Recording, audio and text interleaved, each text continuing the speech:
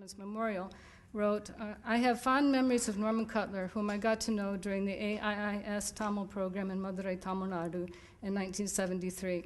And then he goes on to say a bit about his career, but I won't go into detail on that. So those are some of the comments we had back.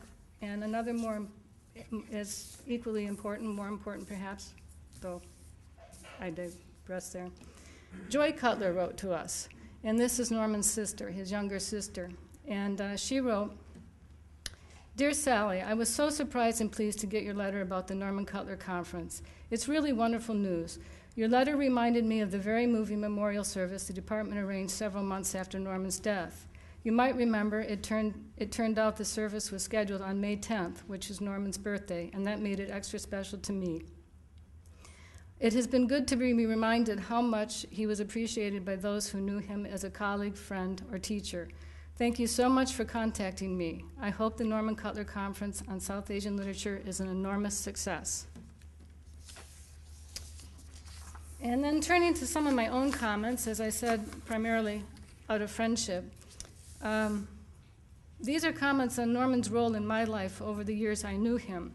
Our friendship grew in spurts as we circled in and out of each other's lives at various stages of our time as a student and then professionally.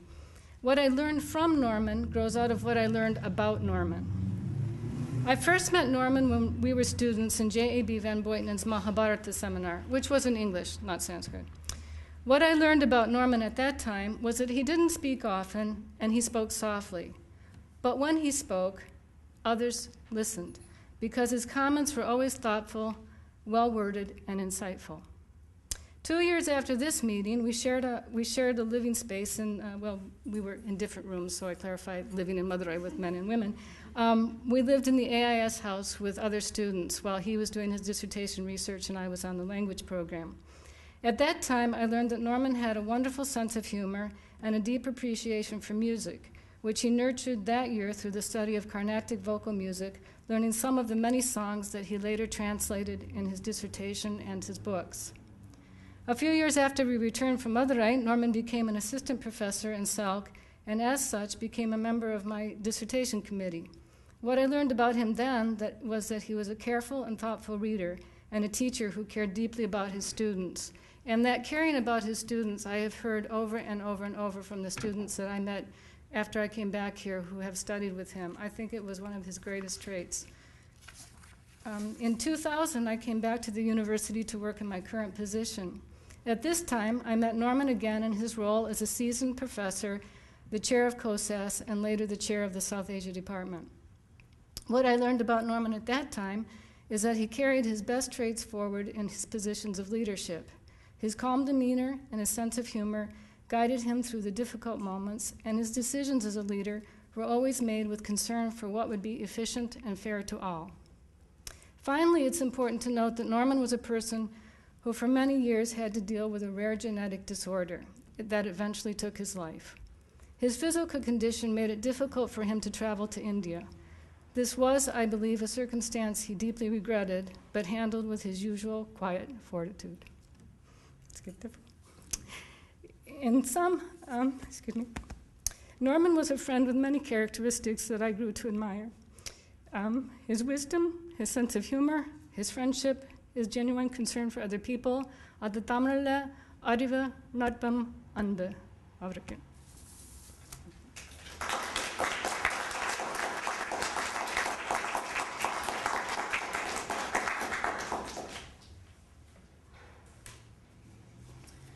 Thank you, Sally, for those words of welcome, and I also second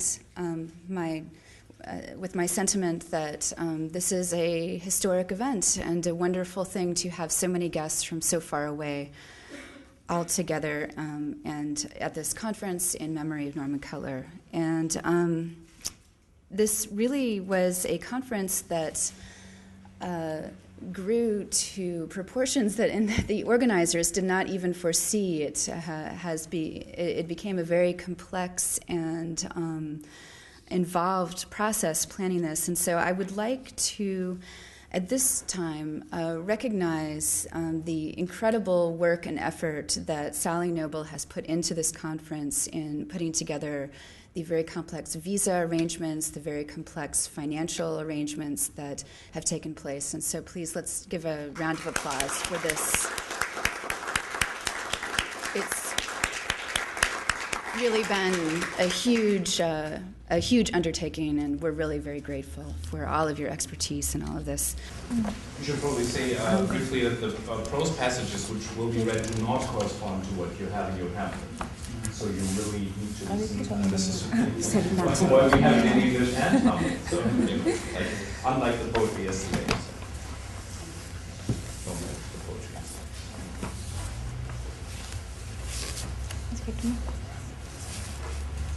அனைவருக்கும் வணக்கம்.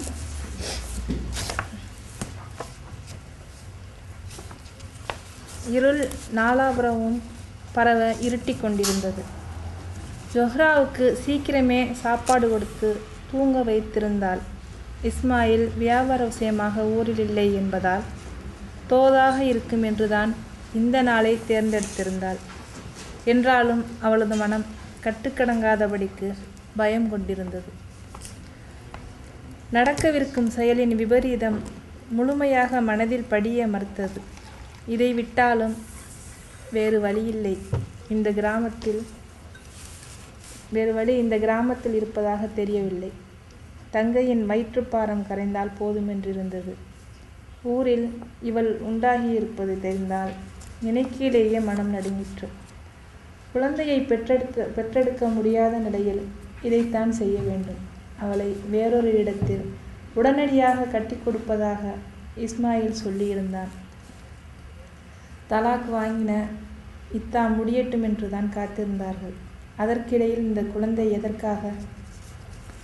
ஊர் அடங்கிய பிறகு மெதுவாக தெருவில் இறங்கி நடக்கத் தொடங்கினாள். நில ஒளி அதிகமில்லாதது, வசதியாக இருந்தது.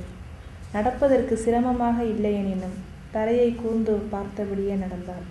கையில் வெளிச்சத்திற்கென்று விளக்கு எதுவும் எடுத்து வரும் துணிவு இல்லை.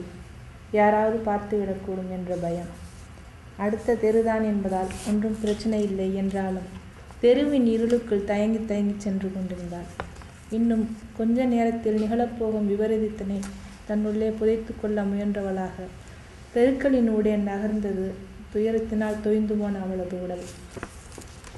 அசரத் வீடு, போகும் பொண்ணு வீடு, காட்டுவா வீடு, டைலர் வீடு எல்லாம் தாண்டியாயிற்று.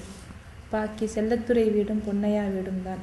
மனதிற்குள்ளாக நினைவூட்டியபடி ஒவ்வொரு வீடாக கடந்தாள். ஒவ்வொரு வீட்டு திண்ணையிலும் யாராவது காற்றுக்காக படுத்து உறங்கி கொண்டிருப்பது வேறு பயத்தை பன்மடங்காக்கி கொண்டிருந்தது. அவளையும் மீறி அல்லா அல்லா என வாய் முணுமுணுத்தபடி இருக்க சத்தமே இன்றி முடிந்தவரை மெதுவாக நடந்தாள். வானத்திலிருந்து விழுந்து கொண்டிருந்த சன்னமான நிலவொளி இன்று இல்லாமல் இருந்திருக்க கூடாதா என்கிற ஆதங்கம் மனதினில் தோன்றியபடி இருக்கிறது. நடமாட்டமில்லாத தெருவில் தன்னை கடந்து ஓடிக்கொண்டிருக்கிற காற்றையும் தனிமையையும் பொருட்படுத்தாதவளாக சென்று கொண்டிருந்தாள் ஆமினா. காற்றின் சீழ்க்கை ஒளி வழக்கமாய் தன்னுள் உருவாக்கக்கூடிய திகிலோடு நடையை துரிதப்படுத்த வேண்டியதன் அவசியத்தையும் உணர்த்த வேகத்தை கூட்டினாள். வீட்டை அடைந்து படலை திறந்து கொல்லைப்புறத்தை நோக்கி போனாள். அங்கே பின்புற திண்ணை அருகே இருளில் முருகியும் வயதான பெண்ணும் குத்த வைத்து உட்கார்ந்திருந்தார்கள். இவளை பார்த்ததும் எழுந்து நின்று இவள் முகத்தை பார்த்தார்கள். இவள் தன் வாயில் கை வைத்து யாரும் பேச வேண்டாம் என்பது போல சைகை செய்தாள். வீட்டின் பின்புற கதவு தாளிடப்படாமல் சும்மா சாத்தியிருந்தது. கதவை தள்ளியதும் உடனே திறந்து கொண்டது. ஆமினா முதலில் உள்ளே நுழைந்து திரும்பி பார்த்தாள். பிறகு அவர்களும் உள்ளே நுழைந்ததும் கதவை தாளிட்டு விட்டு அம்மாவை தேடினாள். கதீஜா கூடத்தில் தூணில் உடலை சாய்த்து அமர்ந்திருந்தால் இவர்கள் வருகையை எதிர்பார்த்தபடி. இவர்களை பார்த்ததும் தட்டு தடுமாறி எழுந்து தூணை பற்றி கொண்டாள். அவ எங்கே? கிசுகிசுப்பான குரலில் கேட்டாள் ஆமினா. மச்சு மேலே என்பது போல கை காட்டிவிட்டு அதை நோக்கி நடக்க ஆரம்பித்தாள் கதீஜா. நடை தளர்வுற்று சோர்ந்திருந்தது. இப்படி பாதி ராத்திரியில் பழி எடுக்கிறாளே என தனக்குள் நொந்து கொண்டவளுக்கு ஆமினாவை நினைக்கையில் கண்ணில் நீர் சுரந்தது. என் பொண்ணு மக, தங்க மக, இந்த வயசுல இம்புட்டு காரியமாக இருக்காளே என்று நினைத்தாள். அதே சமயத்தில் மைமூனின் வயதும் ஞாபகத்திற்கு வந்தது. இந்த பிஞ்சு வயிற்றில் இப்படி ஒரு பிள்ளையை ஏண்டா அல்லாஹ் உண்டாக்கின என்று வாய்விட்டு அரட்டி கொண்டாள். அவர்கள் நால்வரும் ஒருவர் பின் ஒருவராக மரப்படிகளில் ஏறி மாடியை அடைந்தார்கள். அங்கே மெலிதான சிம்னி விளக்கொளியில் சுருண்டு ஓய்படுத்திருந்தாள் மைமோன். அல்லா, இவளை பார்க்கையில் ஏன் கொலைய பிடிக்குதே என்று சொல்லி பொங்கி வந்த அழுகையை சேலை தலைப்பை வாய்க்குள் வைத்து அடக்கினாள் கதீஜா. சரி சரி அழாதீங்க என்றபடி தன் தாயை தேற்றினாள் ஆமினா, தன்னுள்ளிருந்த பயத்தை வெளிக்காட்டாதபடி. இவர்களுடைய அழுகையில் விழித்தெழுந்த மைமோன் மிரள மிரள பார்த்தாள். அவளது இளம் தேகம் மெதுவாக நடுங்கிக் கொண்டிருந்ததை விளக்கொளியில் பார்க்க முடிந்தது. ஆமினா இப்போதுதான் மருத்துவச்சியை நேராக பார்த்தாள். அவளுக்கு 45 வயது இருக்கும் என்று தோன்றியது. சட்டை போடாமல் சேலையை சுற்றி கட்டியிருந்தாள். காதுகளில் சிகப்புக்கள் வைத்த தோடு மின்னியது. கைகள் இரண்டிலும் தேளின் உருவம் பச்சை ஊத்தியிருந்தது பொருத்தமானதாக இருந்தது. அவளது முகத்திலும் கண்களிலும் ஒருவிதமான அலட்சிய பாவம் இருந்தது. இது தனக்கொன்றும் புதிதில்லை என்கிற மாதிரி. அந்த பாவனை ஆமினாவுக்கு தெம்பூட்டுவதாகவே இருந்தது. அவள் ஆமினாவையும் கதீஜாவையும் கேலி செய்யும் விதத்தில் பார்த்து முறிவொழிப்பது போலிருந்தது. இதற்கெல்லாமா பயப்படுவீர்கள் என கேட்காததுதான் குறை. சரி சரி நேரமாச்சு, நான் வந்த வேலையை பார்க்கிறேன் என்று தன் பாட்டுக்கு சொல்லிவிட்டு தன் அக்குளில் இடுக்கியிருந்த பையை எடுத்து தரையில் வைத்தாள். அதிலிருந்து ஒரு எருக்கஞ்செடியின் தண்டை எடுத்தாள். பிறகு ஒரு நூல்கண்டு, இறுதியாக ஒரு களிம்பு டப்பி. அவள் அதன் பிறகு செயல்பட்ட விதம் கைதேர்ந்தவள் என சொல்லக்கூடியதாக இருந்தது மைமோனுக்கு. அவள் அதனை வெறித்து பார்த்தபடி இருந்தாள். அவளிடமிருந்து ஒரு வார்த்தையும் வரவில்லை. பயமும் வார்த்தைகளுமற்ற விரக்தியோடு உற்று பார்த்து கொண்டிருந்தாள். இலைகள் நீக்கிய எருக்கஞ்செடியின் தண்டின் ஒரு முனையில் தான் கொண்டு வந்திருந்த டப்பியிலிருந்து கருமையான களிம்பை தோய்த்தெடுத்தாள் மருத்துவச்சி. மறுமுனையில் நூல்கண்டிலிருந்து நூலை பிரித்தெடுத்து குச்சியில் நன்கு இறுக்கு கட்டி தன் விரலில் சுற்றி கொண்டாள். குச்சியின் அடிப்பகுதியோடு சேர்த்து நூல் அவள் விரல்களுக்குள் இறுக்கமாக பிடிக்கப்பட்டிருந்தது. தான் செயல்படலாமா என்பது போல அவள் இவர்களது முகத்தை ஏறிட்டு பார்க்க ஆமினாவிற்கு தன் இதயத்திலிருந்து ஏதோ ஒன்று நழுவி விடுவதைப் போலிருந்தது. அது இழப்பு பற்றியதாக இல்லாமல் இயலாமையின் ஒட்டுமொத்த உணர்வாக மாறிக்கொண்டிருந்தது.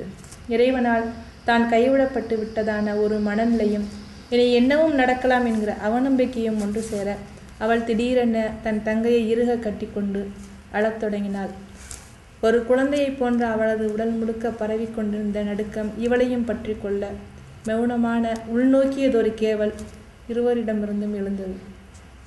மருத்துவச்சியின் கடினமான உரமேறிய கைகள் ஆமினாவின் தோளை பற்றி பலவந்தமாக இழுத்த பிறகு தன் நிலை உணர்ந்தவளாக, பயப்படாதேம்மா, ஒன்றும் இல்லை, நான் ஏதோ ஒரு யாபத்தில் அழுதேன், இனி உனக்கு ஒன்றும் இல்லை, எல்லா பிரச்சனையும் முடிஞ்சிடும் என்னம்மா என்று தன் தங்கையின் முகத்தை தன் புடவை தலைப்பால் துடைத்துவிட்டு அவளை தைரியப்படுத்த முயற்சித்தாள்.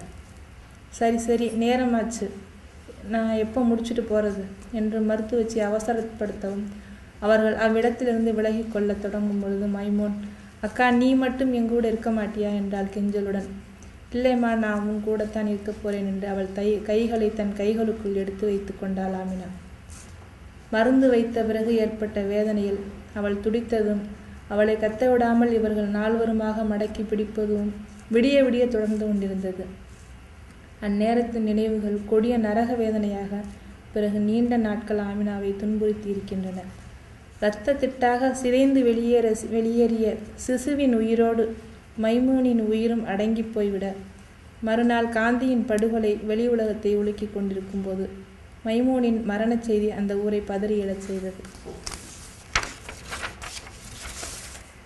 Just to put this into context, it's the backstory of Amina, Rabia's grandmother, mother of Zora and Firdaus. And it's about her and her younger sister, Maimun, who also insisted on a talaq and has been found pregnant. Darkness began to spread everywhere. Amina fed Zora early and put her to sleep. She had planned it all for that day because Ismail was away on business, conveniently for them. Even so, she was full of an uncontrollable fear. Her mind couldn't take in the awfulness of what was going to happen shortly. But here, in this village, she couldn't think of any other way out of this. Her sister must be rid of the burden in her womb. That was all. What if it became common knowledge that she was pregnant? The very thought of it made her heart beat fast. This was the only thing to do, given that the girl was in no position to bear and bring up a baby. Ismail had said that he would arrange another marriage for her. They were only waiting for the iddah time following a divorce to lapse. If she went and had a baby meanwhile, what would happen? As soon as the town was quiet, she stepped into the street. It was convenient, too, that there was very little moonlight. Although the road was not a difficult one, she watched the path carefully. She had not dared this time to carry a lamp to light her way. She was afraid she might be seen. Although she had only to go to the next street, she walked into the darkness very fearfully. Her body, sagging with sorrow, crept along the street as if it was sinking into the horror to come. She passed the houses of the Hazrat, the Podum Pornu, so named in the hope she would be the last of a series of girls, the Kartibava, the tailor. Only the Chelludurai and Ponnaya houses left. She kept reminding herself of each of them in turn. Her fear grew hugely each time she saw someone asleep on their front tilney, seeking some fresh air. Involuntarily, she repeated to herself, Allah, Allah, as she walked on as noiselessly as she could. She wished with all her heart that even the pale moonlight that filtered down from the skies had not been there. She walked on, oblivious of her solitude, not minding the wind that blew past her on the silent road. The wind's whistle, which usually frightened her, only increased her awareness of the need to hurry.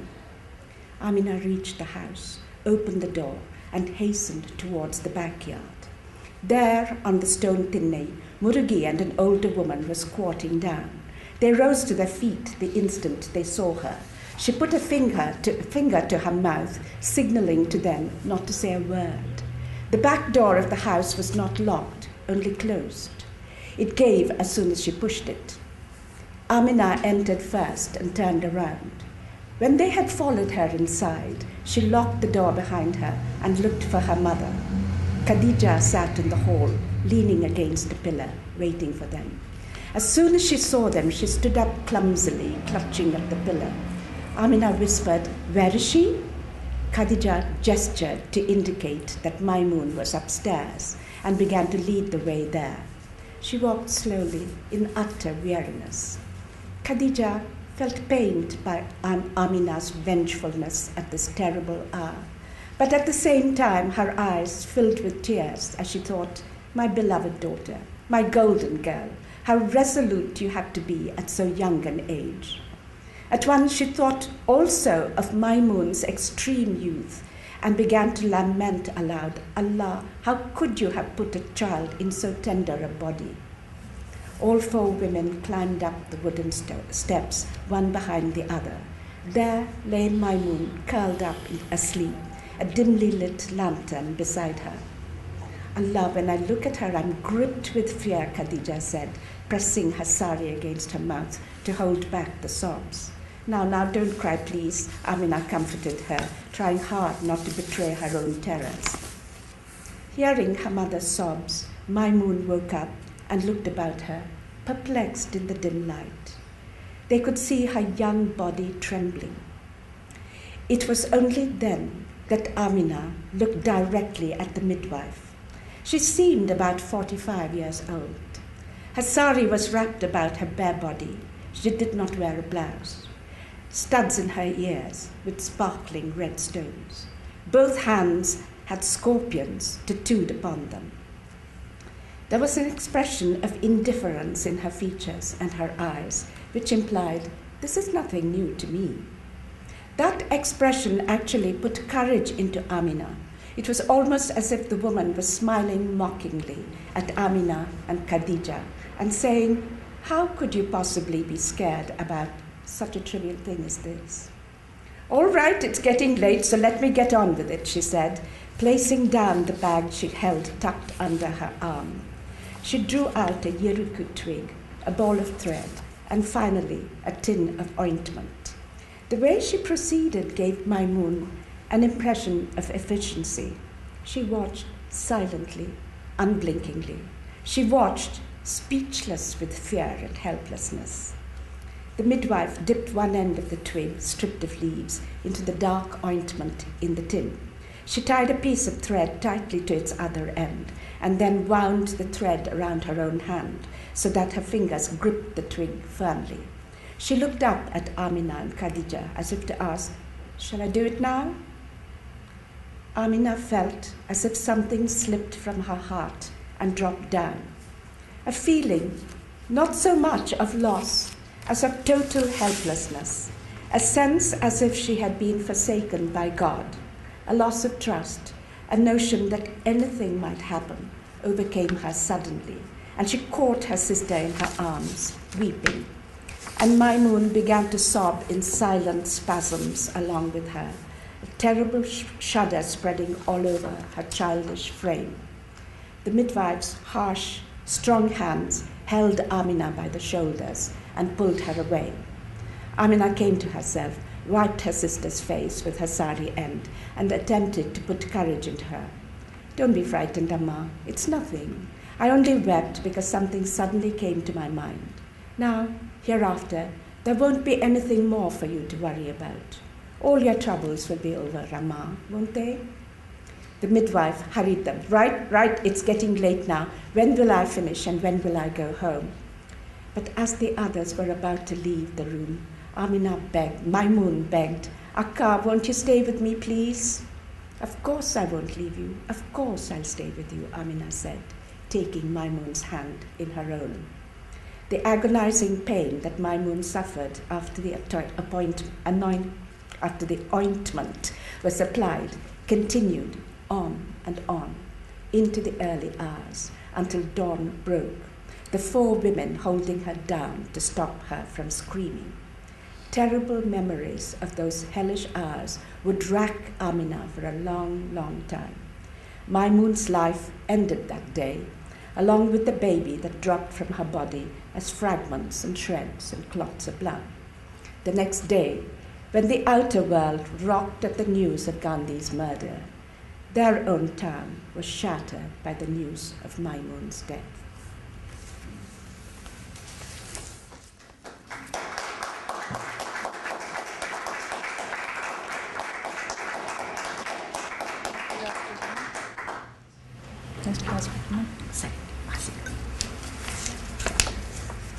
Ahmed தன் நண்பர்களோடு வெளியே சென்ற பிறகு Medina கேட்டாள், "நாமும் சினிமாவிற்கு போகலாமா என்று."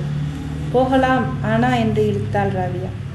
"காசு தானே என்கிட்ட இருக்கே, பரிதா கொடுத்த ₹1. ஒரு டிக்கெட் 35 பைசா, 3 பேருக்கு சரியாக இருக்கும்" என்றாள் மதீனா. "ஆனால் 5 காசு குறையுதில்ல" என்றாள் உமா. "உமா, நான் போய் எங்கள் அம்மா கிட்ட வாங்கிட்டு வரட்டா" என்றாள் சந்தோஷமாக. அவளுக்கும் படம் பார்க்க விருப்பமாக இருந்தது. "சரி, ஒரு 5 காசு மட்டும் போதும், ஓடு" என்று அவளை விரட்டினாள் ராபியா.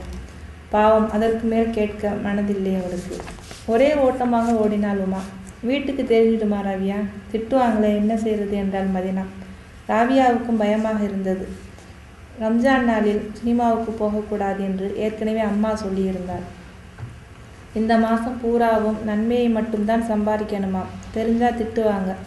அதுவும் அகமதுவும் இருக்கானே, கோல் மூட்டை, என்ன செய்கிறது? அவனும் தானே சினிமா பார்க்கிறான், அதை நாம் அவங்க அம்மா கிட்ட சொல்லிடுவோம்னு அவனை மிரட்டி வைப்போம் என்றாள் மதீனா.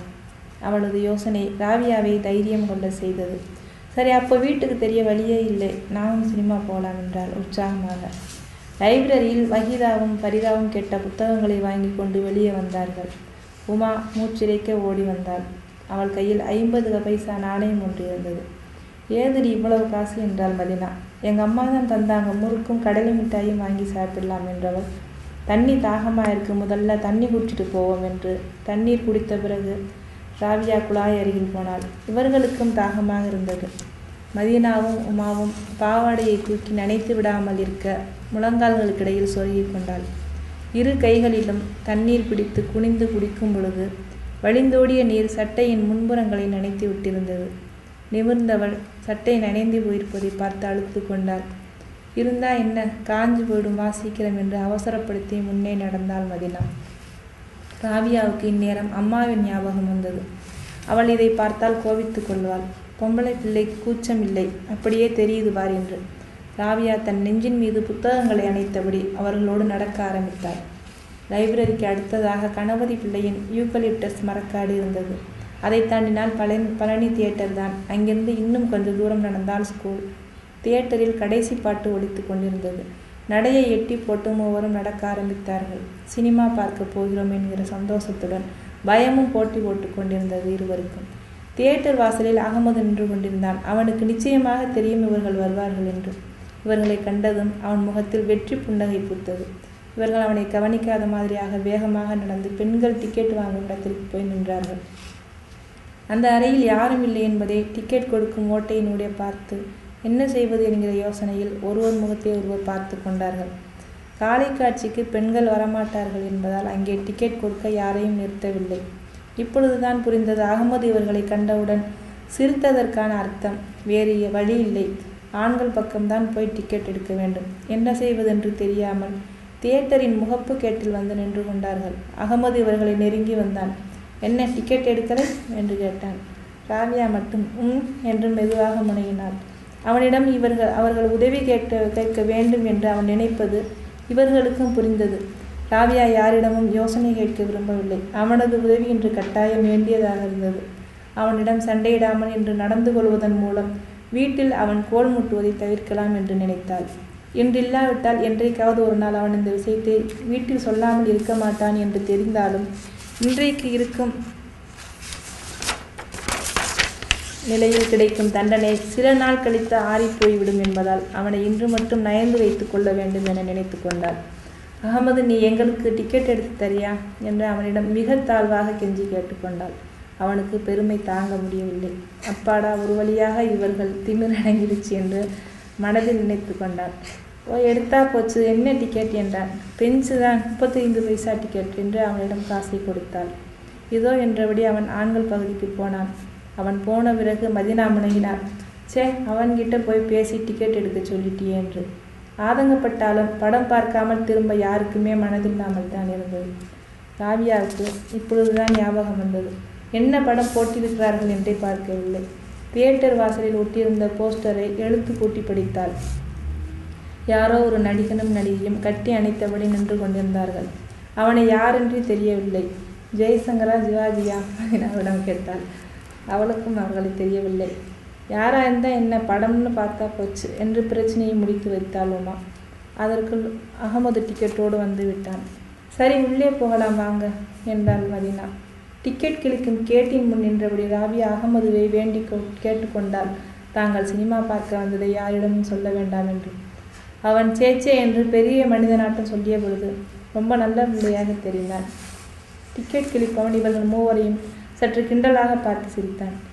என்ன பொண்ணுகளா, சினிமா பார்க்கவா? போங்க போங்க என்று சொல்லி தகர கதவை திறந்து விட்டான். உள்ளே நுழைந்ததும் அங்கிருந்த அரைகுறை இருட்டில் ஒன்றுமே புலப்படவில்லை. ஆண்கள் பகுதியில் நிறையவே ஆட்கள் அமர்ந்திருந்தார்கள். பெண்கள் பகுதியில் மட்டும் யாருமே இல்லை. மதினா பயப்பட ஆரம்பித்தாள். பயமா இருக்கே, யாருமே இல்லை, நாம் 3 பேர் மட்டும் எப்படி என்று ராவியாவின் தோளை இறுக பற்றி கொண்டாள். திரையில் படம் ஓடிக்கொண்டிருந்தது. ராவியா, வா உட்கார் என்று ஒரு பெஞ்சை நோக்கி நகர்ந்தாள். பிறகு மூவருமாக ஒரே பெஞ்சில் நெருக்கமாக அமர்ந்து கொண்டார்கள். திரையில் ஏதேதோ அசிங்கமான காட்சிகள் வந்து போயின. படத்தில் இருந்த 2 பெண்கள் அடிக்கடி குளித்து கொண்டிருந்தார்கள். இவர்களுக்கு வெட்கமாக இருந்தது. பல காட்சிகளின் போது தத்தமது மடிகளில் குனிந்து முகம் புதைத்து கொண்டார்கள். ஆண்கள் பகுதியில் இருந்தவர்கள் எல்லாம் இவர்களை திரும்பி திரும்பி பார்ப்பதை நன்றாகவே உணர்ந்து கொள்ள முடிந்தது.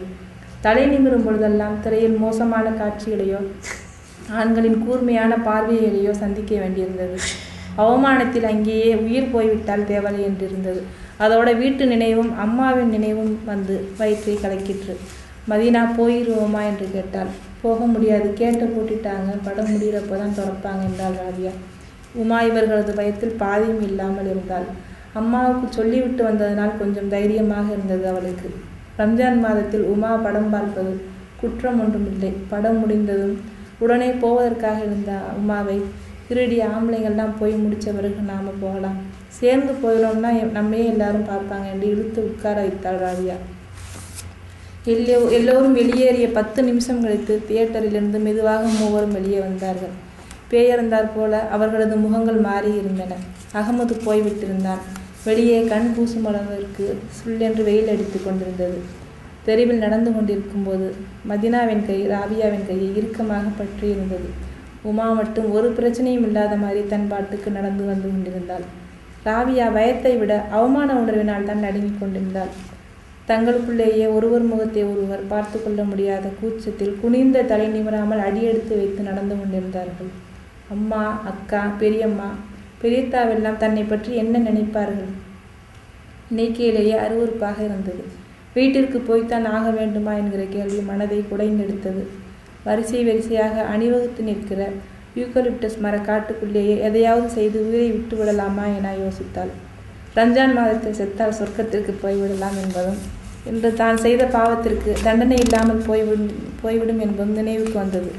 மறுவினாடியே அவளது கண்முன்பாக பெருநாளைக்கு எடுத்து வைத்திருக்கிற ஜமிக்கி வைத்த பாவாடை தெரிய, சீச்சி, என்ன யோசனை இது என தன்னையே கடிந்து கொண்டவள் குனிந்து தரையில் உதண்டு எடுக்கும் யூக்கலிப்டஸ் இலைகளை கையில் எடுத்து விரல்களினால் கசக்கி மூக்கு நெருங்காக கொண்டு சென்று முகர்ந்து பார்த்தாள். என்ன யோசனை? வேகமாக நடக்காம மதினாவின் குரல் செத்து கிடந்தது. இல்லை, நாம் உடனே வீட்டுக்கு போக வேணாம். 3 மணி வரை லைப்ரரியில் இருப்போம். இப்போ சரியாக படம் விடுற நேரம். லேட்டாக போனோம்னா தான் அகமது போய் சொல்கிறான், நாங்கள் லைப்ரரியிலிருந்து தான் வந்தோம்னு சொல்லிக்கலாம்.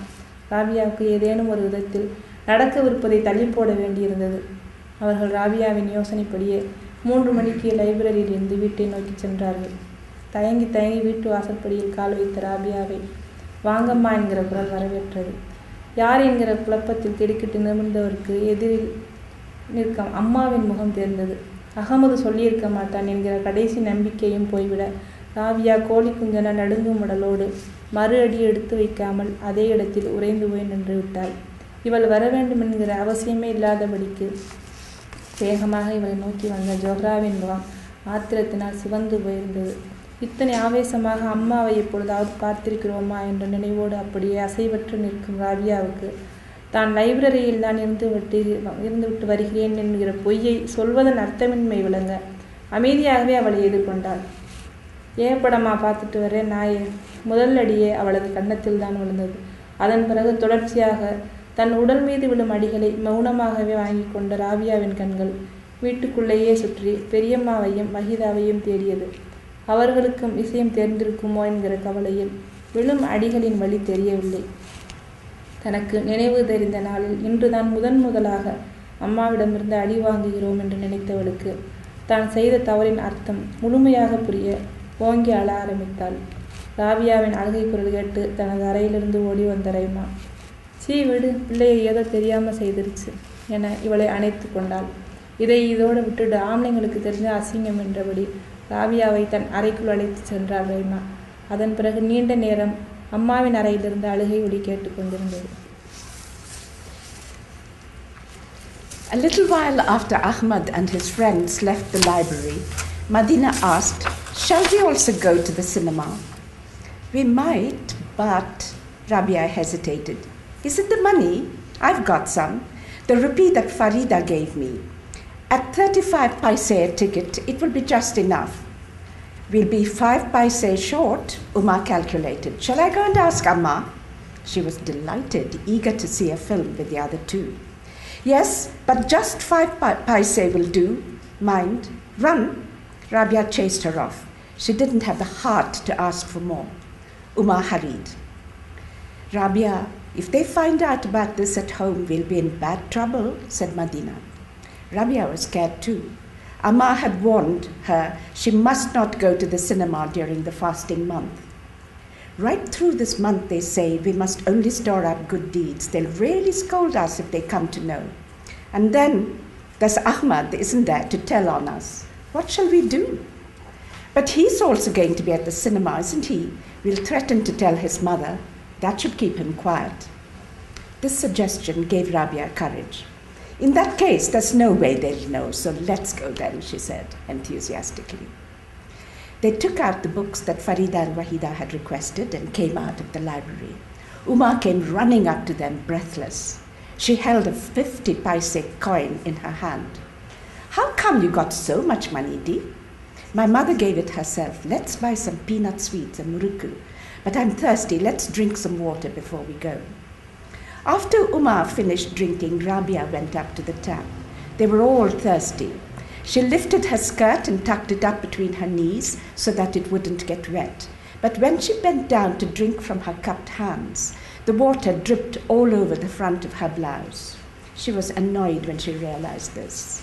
So what? It will dry off soon. Come on, hurry, urged Medina, walking on ahead. Rabia thought of her mother. How cross she would be if she could see her. Shouldn't a girl have some shame? Look how it's all showing through, she'd say. Rabia hurried on, hugging her books to her chest. Next to the library, there was Ganapati Pillai's eucalyptus grove. The Palani Theatre was just past that. A little further on, there was the school. They could hear the last song from the theatre. All three quickened their pace. As for Rabia and Medina, a pleasurable sense of anticipation competed in their minds with guilt and fear. Ahmad was standing at the theatre entrance. He had been certain that the girls would show up. As soon as he saw them, he smiled triumphantly. They pretended to ignore him and hurried to the women's ticket booth. When they saw through the window that there was no one there, they looked at each other in surprise, not knowing what to do. Slowly it dawned on them why Ahmad had been smiling in that fashion. There was no other way. They would have to go to the men's ticket booth. They returned to the front gate. Ahmad came up to them and asked, "Why haven't you bought your tickets yet?" Only Rabia answered, "No," in a low voice. They were aware that he wanted them to ask for his help. Rabia didn't pause to consult the others. They absolutely needed his help now. She hoped that by avoiding a quarrel with him, on that day at least, she might stop him from telling on her. At the back of her mind, she knew that if not that day, he was bound to blurt it all out at some time. But she also thought that if the punishment that must surely follow were deferred for just a few days, it would be a little less fierce. So it was best to pacify him for the time being. Very humbly she pleaded with him, "Ahmad, please will you buy our tickets for us?" He could scarcely contain his sense of victory. He told himself, "At last these haughty girls are brought to book." To Rabia he said casually, "Oh, certainly, why not? What tickets do you want?" "Just the bench seats, 35 paisa tickets." She handed him the money. He took it and went away. When he had gone, Medina muttered, "Cheh, how could you have talked to him and asked him to get the tickets for us?" But though they all regretted having to do that, none of them wished to go away without seeing the picture after all. Rabia realized suddenly that they had not even checked what picture was showing. She spelt out the name on the poster stuck to the front of the theatre. An unknown actor and actress were standing there in tight embrace. She didn't recognize the man. Was it Jaishankar or Shivaji? But Uma put an end to her dilemma. What does it matter who it is? It's a picture to see, that's enough.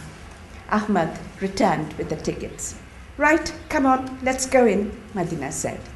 As they stood at the gate, waiting to hand in their tickets, Rabia begged Ahmad not to tell anyone they had come to the pictures that day. When he said, "Chap, would I do that?"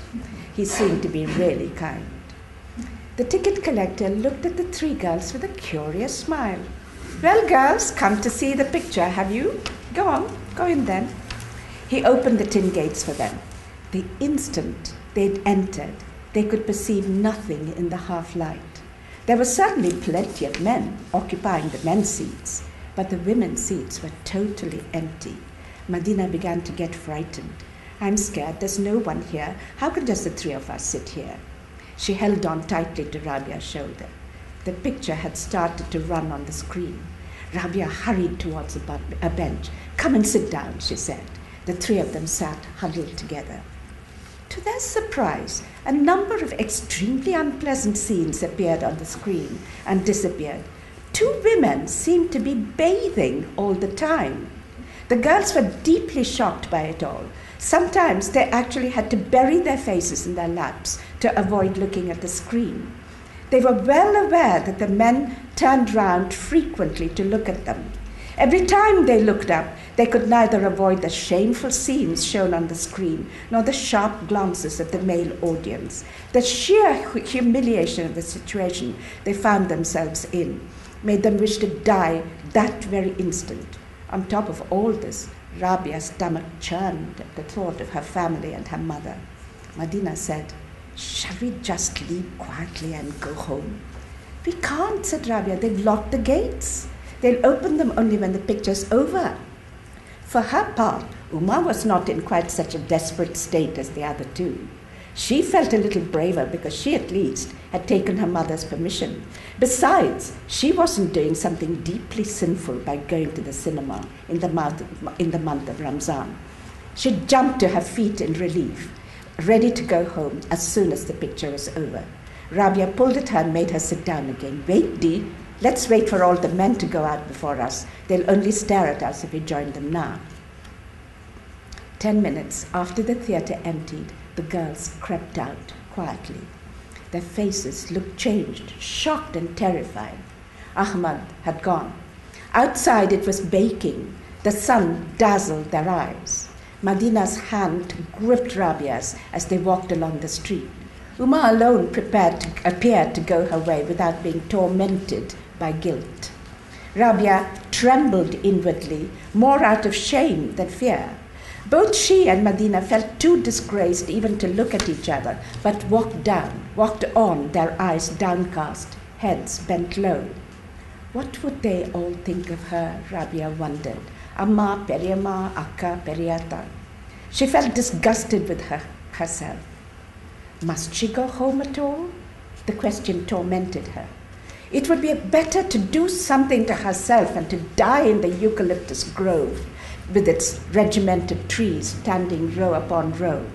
It flashed across her mind that if you died during the month of Ramzan, you would certainly go to heaven. She would be reprieved. The sin she had just committed would go unpunished. But the very next moment, she saw in her mind's eye the spangled pavare she was going to wear to the festival. She reproached herself for her foolish thoughts. She bent down to pick up a handful of eucalyptus leaves, crushed them between her fingers, and brought them up to her face and smelt them. "Why are you dreaming instead of hurrying up?" Madina's voice sounded listless. "No, I was thinking that we needn't go home straight away. Why don't we stay in the library until 3? They know that this is the time the morning show gives over. If we go home a bit later, we can say that Ahmad is lying and that we were actually in the library the whole time." Rabia was desperate to postpone the punishment that was surely in store for them.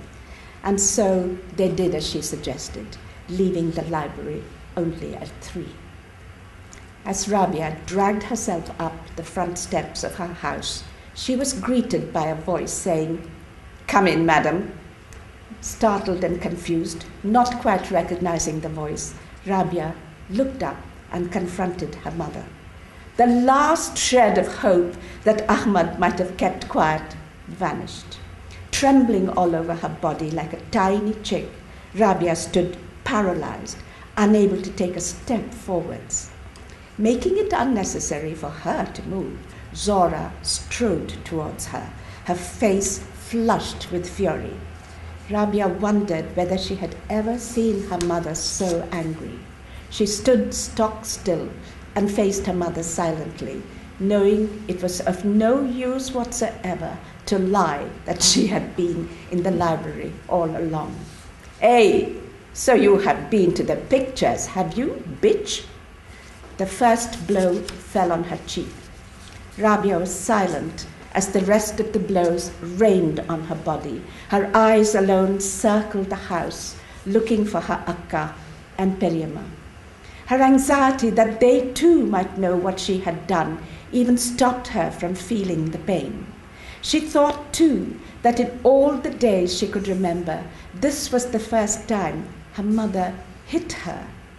Then she understood the full extent of her wrongdoing and began to weep loudly.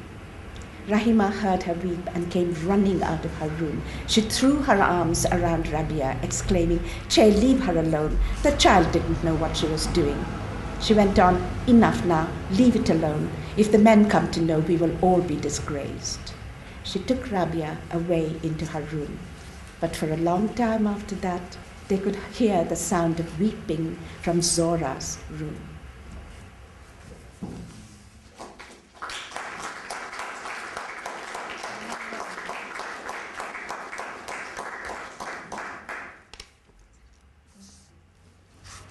அசருக்கும் மகரிபுக்கும் இடைப்பட்ட நேரம். மாலை நேர காற்று இதமாக வீசிக்கொண்டிருக்க அடுப்படியை ஒட்டிய திண்ணையில் அமர்ந்து ஏதோ யோசனை செய்து கொண்டிருந்தாள் பிர்தௌஸ். வெள்ளிக்கிழமை என்பதால் தலைக்கு குளித்து ஓரளவுக்கு புதிதென்று சொல்லக்கூடிய புடவையை உடுத்தியிருந்தாள். ஜும்மாவுக்கு கோடி உடுத்தி தொழுவது நன்மையாம். நாளையிலிருந்து அம்மா பழைய புடவைகளை கட்டச் சொல்லி விடுவாள் என்பது நினைவுக்கு வர, பரவாயில்லை, வாரம் ஒரு நாளாவது தன்னை லட்சணமாக இருக்க அனுமதிக்கிறாளே என அமைதியடைந்தாள். காற்றில் பறந்தடைந்த முடியை கையால் தொட்டு கோதி விட்டு கொண்டவள் எவ்வளவு நீளம் என்பது போன்ற பெருமிதம் முகத்தில் வந்தது. எழுந்து நடந்தால் இடுப்புக்கு கீழே கற்றையாக கிடக்கும் அழகு இவளுக்கு ரொம்பவும் பிடிக்கும். இவளை பார்ப்பவர்கள் யாராக இருந்தாலும் முடியை பற்றி ஒரு வார்த்தை சொல்லாமல் இருந்ததே இல்லை என்கிற நினைவும் லேசான கர்வத்தை உண்டு உண்ணுவதாக இருந்தது. மல்லிகைப்பூவின் மனம் காற்றில் மிதந்து வர எழுந்து கிணற்றை நோக்கி சென்று துவைக்கிற கல்லை ஒரே எட்டில் தாண்டி தோட்டத்திற்குள் சென்றாள். மல்லிகை பந்தலை நெருங்கி பூ எங்கெல்லாம் இருக்கிறது என உற்று கவனித்தாள். தலை மண்டி கிடக்கிற குடிக்குள் பூ அங்கொன்றும் இங்கொன்றுமாக தலை நீட்டி கொண்டிருக்கிறது. இவ்வளவு தலை மண்டி கிடந்தா எப்படி பூத்து கொட்டும் என தனக்குள்ளாக சொல்லிக்கொண்டாள். ஒவ்வொரு வருடமும் பூ பூக்கும் சீசன் வரும் முன்பே இலைகளை உருவி எடுத்து விடுவாள். பூவும் நிறைய கிடைக்கும். இந்த வருடம் இந்த நினைவு எப்படி வரும்? அப்படி பூத்தால் மட்டும் என்ன பிரயோஜனம் என்கிற நினைவு ஓடிற்று. இதில் இருக்கிற இந்த 10-20 பூவை வைக்கக்கூட அம்மா தன்னை அனுமதிக்க மாட்டாள். அவள் மனம் ரொம்பவும் சோர்வாக இருந்தது. மௌனமாக இலைகளுக்குள் கையை விட்டு ஒவ்வொரு பூவாக பறிக்க ஆரம்பித்தாள். இடையிடையே மடியில் இருக்கும் பூக்களையே அப்படியே முகத்தருகில் கொண்டு போய் முகர்ந்து மூச்சை உள்ளிழுத்து அதன் நறுமணத்தில் மூழ்கி போய் ஒரு நொடி அசையாமல் நின்றுவிட்டு மறுபடி பறிப்பதை தொடர்ந்தாள். அவ்வப்போது அம்மாவின் ஞாபகம் வந்து கொண்டிருந்தது. அவள் எப்பொழுது வெளியிலிருந்து வருவாளோ அதற்குள் பறித்து விட்டால் தேவலை என்ற நினைவோடு அவசரமாக பறித்தவள் வேகமாக ஓடி வந்து அடுப்படிக்கு அருகில் இருந்த திண்ணையில் பூக்களை கொட்டிவிட்டு உத்தரத்தில் சொருகியிருந்த நூல்கண்டை எடுத்து உதறி விழித்து கட்டி முடித்தாள். இடையிடையே சபியா வீட்டிற்கு போன அம்மாவை நோன்பு திறக்க ஏன் இன்னும் காணோம் என்கிற யோசனை வந்தது. நல்லதுதான், சாவகாசமாக வரட்டுமே என்று தனக்குள் சொல்லிக்கொண்டாள். வேகமாக தலைமுடியை பின்னி அதற்குள்ளாக பூவை சுருகி கொண்டையிட்டு அதனை மறைத்து கொண்டவளுக்கு ஏனோ சிவாவின் ஞாபகம் வர உடனேயே அவளது பார்வை தனக்கு எதிராக உள்ள வாசற்கதவின் மீது படிந்தது. கதவு தாளிட்டிருந்தது. எழுந்து போய் திறந்து எதிர் வீட்டை பார்க்கலாமா என நினைத்தவளுக்கு உடலெங்கும் ஒரு விதமான குறுகுறுப்பு ஓடி மறைந்தது. இப்பொழுதெல்லாம் தினமும் காலை வேளையிலும் மாலை 4:30 மணிக்கும் இந்த வாசல் கதவில் ஒன்றை திறந்து வைத்து விட்டுத்தான் வீட்டிற்குள்ளாக நடமாடுகிறாள். இந்த வீட்டின் அமைப்பும் தோதாகவே இருப்பதில் பெரிய சந்தோஷம் இவளுக்கு. பெரிய கல்வாசலின் ஒரு பக்கம் அடுப்படி துண்டாக கட்டப்பட்டிருக்க அதற்கு எதிர்ப்புறமாக அந்த பிரம்மாண்டமான வீடு கட்டப்பட்டிருந்தது. இரண்டையும் இணைக்கும் விதமாக உள்ள கல்வாசலை ஒட்டி பெரிய சுற்றுச்சுவரும் தகரத்தினால் செய்த கதவும் இருந்தன. அடுக்கலையிலிருந்து வாசல் தாண்டி வீட்டுக்குள் போக கல்வாசலை ஒட்டி ஒரு வாசற்படியும் தேக்கு மரத்தினால் செய்த பெரிய கதவு முகப்பும் உண்டு. மழைக்காலங்களில் புர்தௌஸ் ரொம்பவே சலித்து கொள்வாள். இப்படியே அடுப்படியை துண்டா கட்டி வைப்பாங்க? திறந்த வழியில் இருக்கிற வாசலை தாண்டி அடுப்படிக்கு போக வேண்டியிருக்கு, உடுப்பெல்லாம் நனைஞ்சு போயிருது என்று. இனி இப்படியெல்லாம் தோணாது என்பது நிச்சயமாக இருந்தது.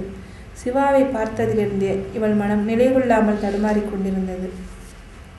திறந்திருக்கும் தகர கதவின் வழியே எதிர் வீட்டிலுக்கும் அவனை பார்ப்பதற்காகவே தனது நடமாட்டத்தை அதிகரிக்க செய்து கொண்டிருந்தாள்.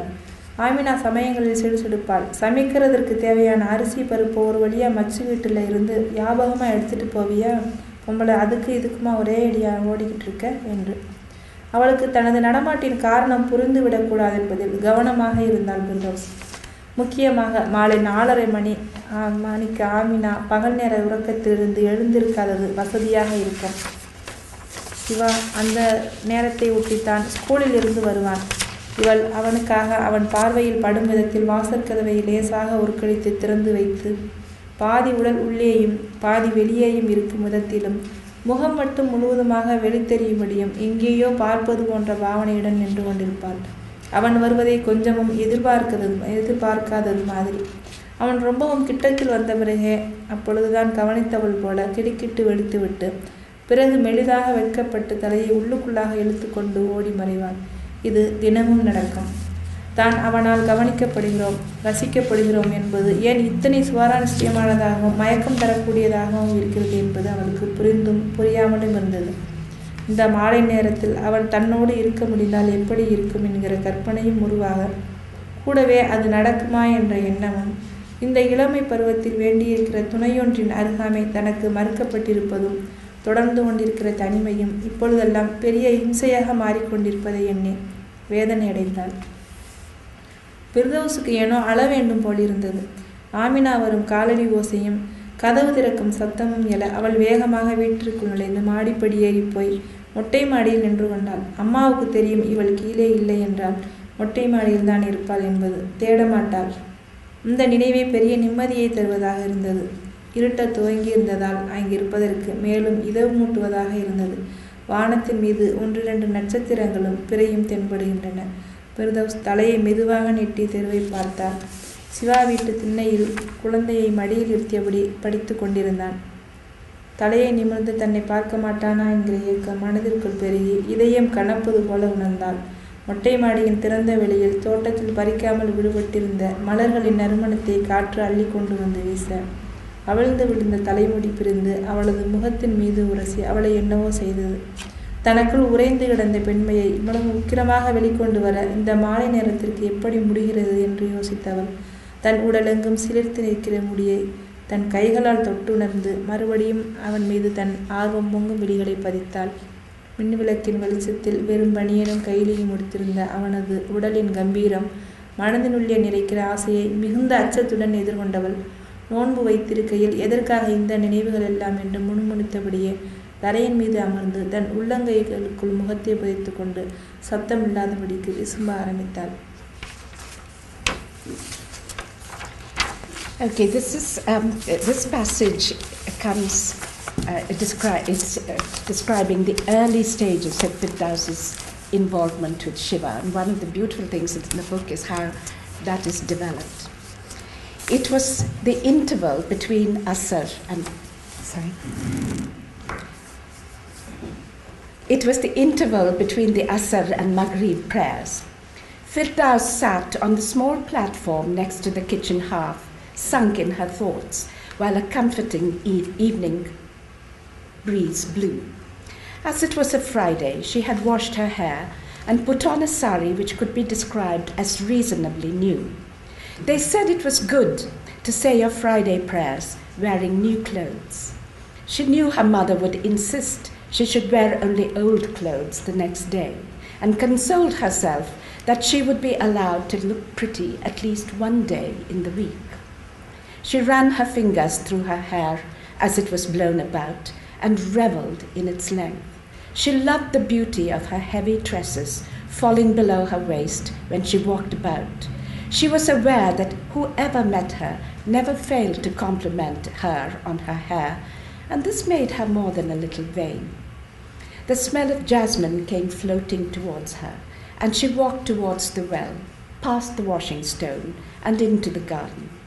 She went up to the jasmine bower and checked carefully to see where the flowers were. The flowers peeped out singly here and there, out of clusters of leaf sprigs covering the creeper. How can we hope for a real show of flowers when the leaves are so dense? She asked herself. Every year, before the flowering season, she would thin out the dense leaves. That way they were assured of plenty of flowers. How could she have remembered to do it this year? And in any case, she thought, what use would it be, even if the jasmine were to flower plentifully? Her mother wouldn't allow her to wear even these few. She felt deeply depressed. Silently, she groped among the leaves and picked the flowers one by one. Every now and then she carried her lap full of flowers to her face, breathing their scent in deeply, immersing herself in the fragrance for a moment. She kept thinking of her mother. When would she return? It would be better to pick the flowers before that happened, she told herself, hurrying. She ran inside, dropped her load on the tinning by the hearth, reached for the needle and thread tucked into the crossbeam, and threaded the flowers hastily. She kept wondering why her mother had not yet returned from Sabia's house to end her fast. Just as well, let her take her time. She plaited her hair in a hurry, tucked the flowers inside, and then bundled the plait into a knot so that the flowers were hidden. She thought of Siva suddenly and glanced towards the front door. It was locked. A guilty shudder went through her as she wondered whether she should open the front door and gaze at the house opposite. These days, she always left one of the front doors open in the morning and at 4:30 in the afternoon while she went about her chores. She was happy that the layout of the house aided her purposes so well. The kitchen was built as a separate block to one side of the paved courtyard, with the main house standing on the opposite side. The courtyard linked the two, and the entire structure was surrounded by a big wall with a tin gate. From the kitchen, you had to enter the main house through some steps and the heavy teak door. During the rainy season, Firdaus found this arrangement very annoying. Who would build a separate kitchen like this? You have to cross the open courtyard every time you go in and out. My clothes get drenched, she would grumble. Now, definitely, she did not wish to complain about the architecture of the house. For ever since she saw Siva, her mind was in a flutter. Now she crossed the courtyard frequently just to catch a glimpse of him in the opposite house through the open tin gate. Amina scolded her, "Why can't you think of all the things you need for the cooking, woman, and take the rice and dal and everything from the big house in one go? Instead of that, you keep running to and fro the whole time." But Firdaus was careful not to let her mother find out the real reason for her behavior. Most of all, it was convenient for Firdaus that Amina did not wake up from her afternoon nap at 4:30. It was just about that time that Siva returned from school. She would leave the front door slightly ajar and stand by it, her body half hidden, but her face in full view, gazing into the distance as if totally unaware of his arrival. Only when he was very near, she would look as if she had woken up with a start, suddenly aware of his presence. Then she would draw her head in with a delicate shyness and disappeared rapidly. This happened every day. The realization that he noticed and admired her excited her to the point of intoxication. She partly understood why this was so, and partly did not. She imagined how it would be if he were with the stairs and walked up to the terrace above. Amma knew that this was where she would be if she was not downstairs. She would not search for her. This knowledge consoled Firdaus. As it darkened, she felt a little more comforted. A few stars and the crescent moon shone in the sky. She leaned down and peered into the street. Siva sat in the front chimney of his house, reading, the baby held in his lap. A yearning that he should lift his head and look up at her filled her heart and made it heavy. The fragrance of the flowers she had left unpicked wafted over the breeze to her. Her hair loosened from its knot and fell across her face, abrading it, troubling her in a strange way. She wondered how that evening could so awaken all the womanly impulses that lay frozen within her. She touched her skin, aware of her hair standing on end. She turned her gaze on him once more. Seen in the bright electric light, the fineness of his body, clad only in his banyan and lungi, filled her with such desire that it frightened her. "How can I think such thoughts during the fasting month?" she muttered to herself, sinking to the floor, burying her face in her hands and beginning to weep silently.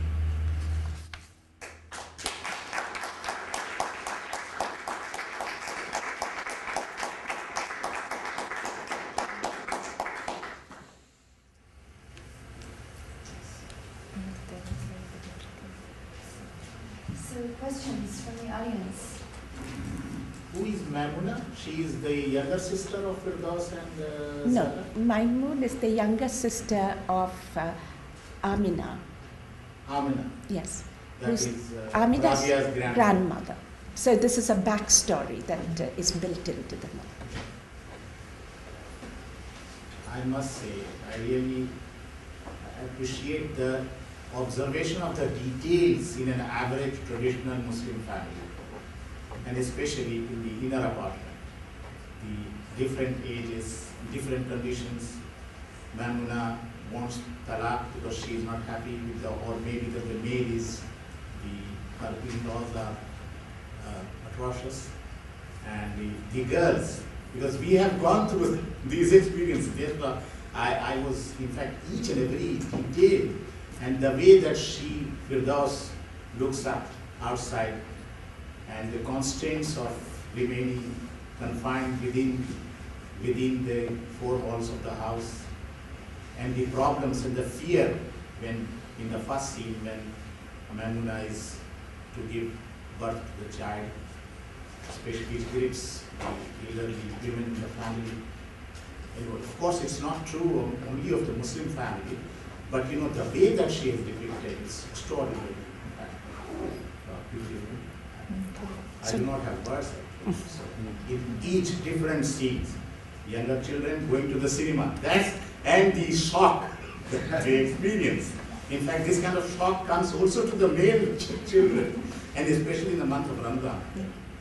So this is, I really admire and congratulate her, and I look forward to reading the whole thing in English very soon. I'm sorry that I cannot read Tamil.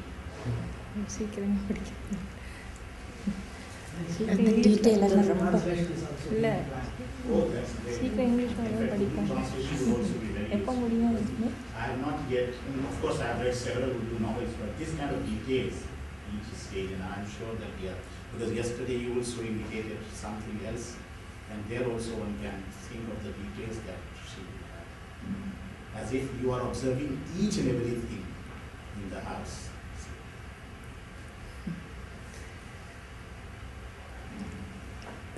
Comments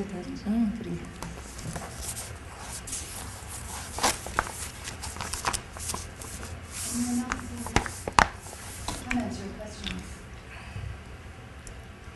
While you're thinking, I'll ask one. Clearly, this novel is partly autobiographical.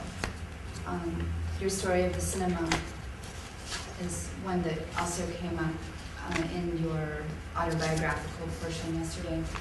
And so I'm wondering, first of all, where does the fiction start and the autobiography end? What is the line between autobiography and fiction in this novel? And then I have another question, which is, how is it to write this novel for you? What is the effect upon you of writing about some of these very painful things? And then how do you see this novel working in the world when other people read of these experiences, some of them painful, some of them beautiful? How do you see the novel working in the world? So really three questions. Three questions.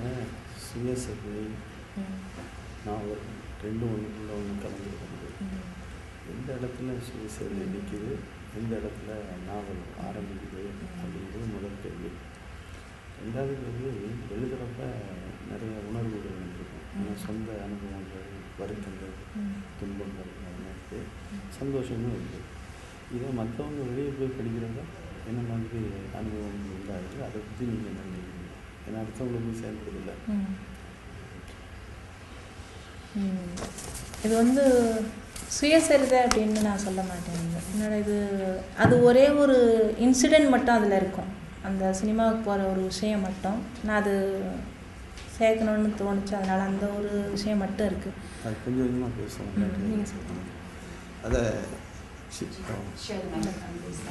she wouldn't say that it is autobiographical completely. She has included that incident of going to a film as one incident.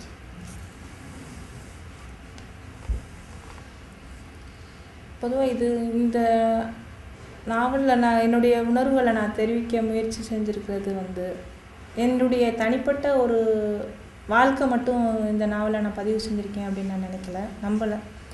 பொதுவாக என்னுடைய சமூகத்தில் பெண்களுடைய நிலை எப்படி இருக்குன்றத என்னுடைய பார்வை இதில் என்னுடைய பார்வை தான். என்னுடைய சமூகத்தில் என்னோட கூட வாழ்ந்துட்டு இருக்கிற பெண்களுடைய வாழ்க்கை எப்படி இருக்குங்கிறது. It's not that I have recorded my own feelings and emotions in the novel, but I am trying to represent my community of women and their feelings and my own approach or viewpoint on it, and I am trying to record the community's feeling as a whole. பொதுவாக தமிழ் இஸ்லாமிய குடும்பங்களுக்குன்னு ஒரு தனிப்பட்ட ஒரு விதமான கலாச்சாரம் வாழ்க்கை முறை இருக்குது. இந்திய முஸ்லீம்ஸ் அப்புறம் அவங்களுக்கு இவங்களுடைய வாழ்க்கைக்கும் நிறைய வித்தியாசங்கள் இருக்கும். அப்புறம் இந்துக்களுக்கும் தமிழ் முஸ்லீம்ஸ் இது மாதிரி அவங்களுக்குள்ள கலாச்சாரம் வாழ்க்கை முறை இது மாதிரி நிறைய விஷயங்கள் இருக்கும். There is unique characteristics for Tamil Muslim community.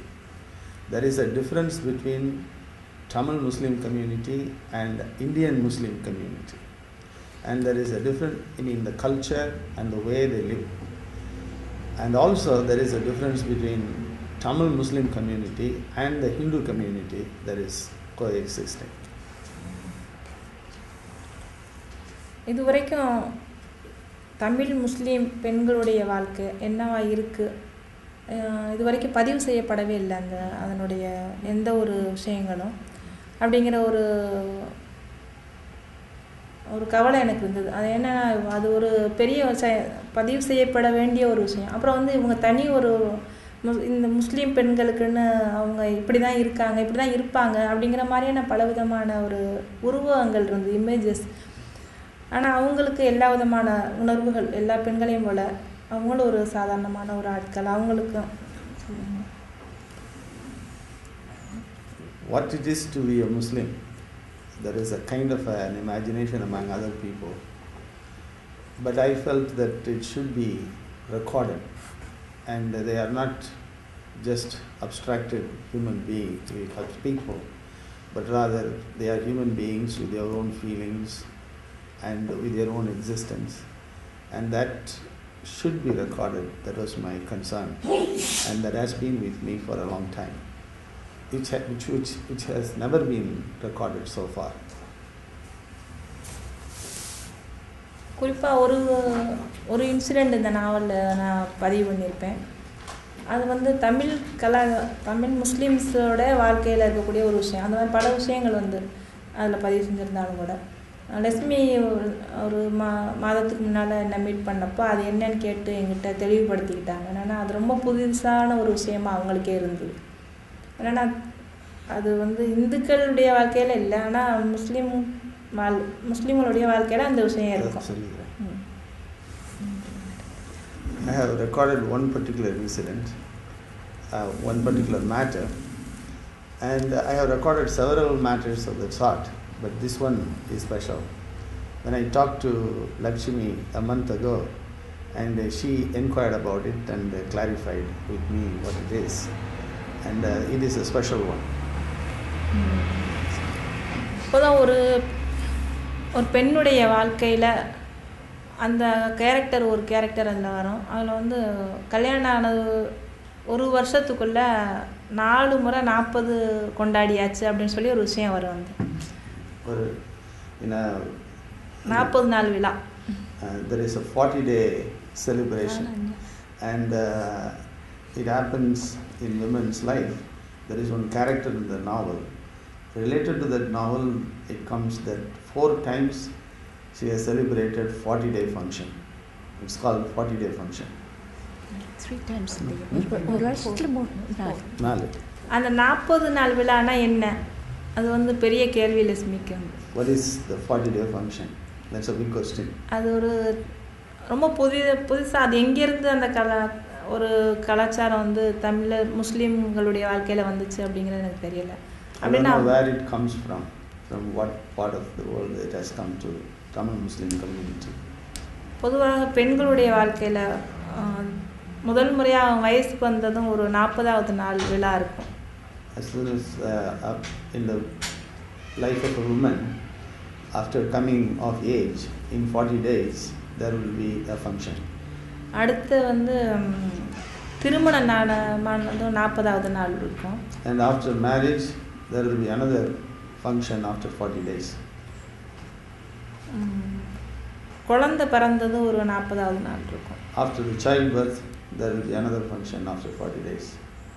ஆனால் பெண்களுக்கான ஒரு கொண்டாட்டம் அந்த ஃபங்க்ஷன் அது. அடுத்து the same of women. அடுத்தது வந்து ஒரு கணவன் இறந்துட்டு வீட்டில் கணவன் இறந்துட்டா ஒரு 40வது நாள் ஒரு விழா இருக்கும். If the husband dies, there will be a function after 40 days.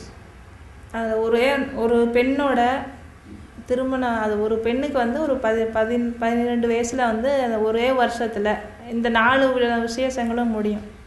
அதுதான் அந்த நாவலில் ஒரு கேரக்டர் இருக்குது. For a girl who is 12 years old, all these 4 functions take place in 1 year. இது மாதிரியான குழப்பங்கள் இது எப்படி இதை புரிஞ்சுக்கிறது இந்த மாதிரி பல விஷயங்கள் வந்து இந்த சமூகத்தில் இருக்குது. இது லட்சுமிக்கு அந்த விஷயத்தை நான் தெளிவுபடுத்தினேன். There are so many such things that happen in this Tamil Muslim community. So I explained to Lakshmi what it is. Can I just come in on that quickly? Please. I was quite taken with this one character who's only 12 years old. Actually, it's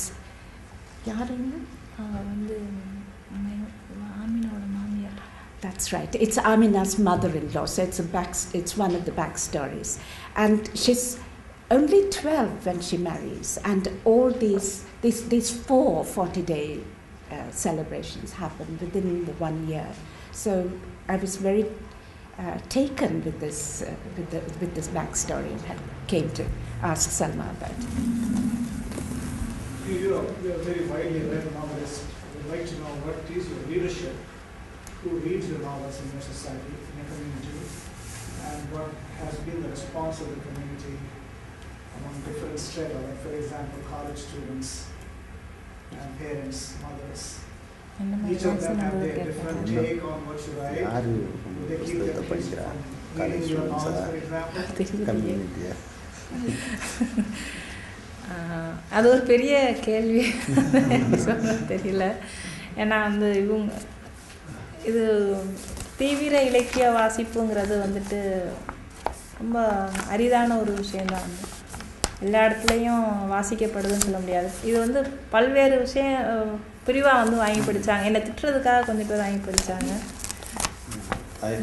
I don't know for sure who is reading, but generally serious reading of the literature is very rare. But people are buying and reading my books. Islam fundamental. And some people buy the books in order to scold her. And especially the Islamic fundamentalist who would like to know what she writes and in order to charge her. But overall, do you think there has been a positive outcome? Positive outcome. Positive தீவிர வாசிப்புகள் இருக்கிற இடத்துல வந்து ஒரு நல்ல ஒரு வரவேற்பும், அப்புறம் மத அடிப்படைவாதம் சார்ந்த இடத்துங்களில் வந்து ஒரு மோசமான விமர்சனங்கள். People who read seriously the literature, they welcome such writings. But from fundamentalist, there is a stern opposition. என்னுடைய நாவலில் பதிவு செய்யப்படாத பல விஷயங்களில் வந்து நான் பதிவு செய்யணும். பெண்களுடைய வாழ்க்கை, இஸ்லாமிய சமூகம், இஸ்லாமிய பெண்களுடைய வாழ்க்கை, இது ரெண்டையும் பதிவு செய்யணும் அப்படிங்கிறதா என்னுடைய நோக்கமாக இருந்தது. அப்புறம் வந்து அவங்களுடைய வாழ்க்கை எப்படி இருக்குது, இதை நான் எந்த ஒரு விமர்சனமாகவும் இதை நான் வைக்கணும் அப்படின்னு சொல்லி நான் விரும்பலை. Besides this novel, there are so many things that I would like to record. And it is not a criticism or a comment on it, but I would like to place it before the readers. What is to be a woman in the Muslim community? What is their life? இது இப்படி இருக்குது, இதுதான், இதை வந்து நான் வெளிப்படுத்தணும். This is how it is. பதிவு பண்ணணும். And I should write about it and I should record it. ஆனால் இதுக்கு பின்னணியில் வந்து அது நேரடியாக விமர்சனமாக இல்லைனாலும் என்னுடைய அந்த பார்வை சார்ந்து அது ஒரு தொடர்ந்து விமர்சனத்தை நமக்கு புரிஞ்சுக்கிற முடியும் அந்த நாவலுக்குள்ளே வாசிக்கிறப்போ, நேரடியாக இல்லைன்னாலும். Even though it is not directly a criticism of the community, but one can see the viewpoint that I have in presenting these things. If you read more and more, you can see what is my position in this.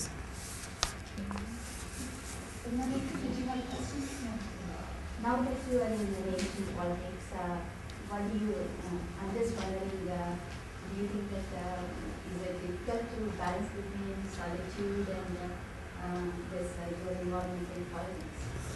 இங்கே தனியாக இருந்து எழுதுறதுக்கும் public லைஃப்பில் அரசியலில் ஈடுபடுறதுக்கும் தனித்தனியாக வச்சுக்க முடியுதா இல்லை? இப்போது இது வந்து என்னுடைய அரசியல் பங்கெடுப்பில் வந்து என்னுடைய இலக்கியம் சார்ந்த விஷயங்கள் வந்து ரொம்ப கவனமாக நான் இனிமேல் செய்யணும் வேண்டிய ஒரு இடத்துக்கு வந்தாச்சு. அது வந்து ஒரு அரசியலில் இருக்க வேண்டியவங்களுக்குன்னு சில இமேஜஸை வந்து சமூகம் எதிர்பார்க்கு. அது வந்து என்னுடைய படைப்புகளில் நிச்சயமான ஒரு முழுமையாக எனக்கு திருப்தியை தர முடியாத அளவு கொஞ்சம் வருத்தத்தை தான் தரும். பின்னாடி நான் செய்யலாம். When I am in a party politics, I may have to be careful in writing hereafter, because the public expects a kind of an image from a politician when you engage in a politics, and it may affect my writing, and it saddens me. But crossing that, I may continue to write later on. On the very same point, when you stand in an election for a political office, do you stand under the name of Salma, the writer, or under your other family name? Rokkiah. Rokkiah. Family name. Family name. Yeah. From reading the autobiography, it's obvious that you come from a conservative family and got married into a conservative family. How do they view you now from when you were 13 years old? Have they grown with you, or have they abandoned you, or how do they feel towards you? Your friends, your relatives? Conservative ஃபேமிலியில் பிறந்துச்சு, conservative ஃபேமிலியிலே கட்டி கொடுத்துருக்காங்க. இப்போ 13 வயசுலேருந்து எழுத ஆரம்பிச்சு இப்போ அவங்களோட சேர்ந்து மாறிக்கிட்டு இருக்காங்களா இல்லை எப்படி பார்க்குறாங்க? அவங்க மாறுவதற்கான வாய்ப்புகள் இப்போதைக்கு இல்லை நிச்சயமாக. I don't think that there is a chance for them to change now. இது வந்து ஒரு பயணம். It will be a big journey. Yes, sir. I can't get this in Tamil, so please translate. There's a big difference in yesterday's poetry reading and today's prose reading. The poetry reading, the voice of your voice in poetry is singular but universal. Every man in this room felt responsible. And will treat their wives better. Treat their wives better. But in your prose voice, you're like an anthropologist. And you seem to be writing about the singularity of your own community. And it's really quite striking. And I'm wondering, because one has such a universal, it's singular in your own body and about your own body, and yet universally understood. And the one is stepping outside and looking at your community in order to articulate it, maybe more to அங்கே வந்து தனியாக இருந்து அதே நேரத்தில் எல்லாருக்கும் உள்ள மனிதர்கள் மாதிரி இது வெளியே நின்று பார்த்து. The question is, what do you feel about the difference between the poetic voice and the prose voice? நான் வந்து கவிதைகள் வேற, என்னோட இந்த நாவல் வேற அப்படின்னு சொல்லி எனக்கு நான் வந்து ஃபீல் பண்ணல. ஏன்னா ரெண்டுமே ஒரு யூனிவர்சலான ஒரு விஷயத்தை நோக்கி தான் என்னோட படைச்சிருக்கேன்னு நான் நம்புகிறேன். I don't feel that there is a striking difference between poetry and novel. I think I'm aiming at universals in both writings. பெண்ணுடைய வாழ்க்கை, It's women's life. அவங்களுடைய விடுதலை, அது சார்ந்த ஒரு சிந்தனைகளை என்னுடைய படைப்புகளில் நான் வந்து பதிவு செய்யணும் அப்படிங்கிறத என்னுடைய Ideas related to that I want to record in my creation. உலகம் முழுக்க இருக்கக்கூடிய பெண்களுடைய விஷயங்கள் தான் இது. இந்த நாவலில் தனிப்பட்ட ஒரு குறிப்பிட்ட ஒரு சொசைட்டியில் இருக்கிற பெண்களுடைய லைஃப்னு மட்டும் நம்ம குறுக்கி புரிஞ்சுக்கிறது வந்துட்டு We should not narrow it down that it belongs to women of a particular community, but it is related to the women all over the world. இந்த அளவுகள் வித்தியாசம். There are differences in measurements. So many questions here. I'm Sylvia Latter. Why don't you? I was wondering, I was reading your biographical sketch, and I was just curious, you talk about being secluded in the home after you were 13 and taken out of school, and then writing and getting and reading a lot of books and having your works published. I was wondering how you were able to do this. Someone must, or some people must have been helping you to get books, helping to publish your work and so on. So I was wondering who was in your confidence who was willing to help you. தனியாக வீட்டில் நடந்துட்டு இருக்கிறீங்க. இப்போ இதெல்லாம் வெளியே வர்றதுக்கு யாரெல்லாம் உங்களுக்கு உதவி செஞ்சால் எப்படி வெளியே எப்படி பப்ளிஷ் ஆச்சு? சில நண்பர்களுடைய நட்பு வந்து காரணம் எனக்கு வந்து பப்ளிஷ் பண்ணுறதுக்கு வந்து பெரிய உதவியாக இருந்திருக்கு. தனிப்பட்ட முறையில் வந்து நாளை எங்கிறது கஷ்டம்தான். அப்போது lots of friends worked on the publication of my work, otherwise I could not have published. என்னுடைய பப்ளிஷர் மட்டும்.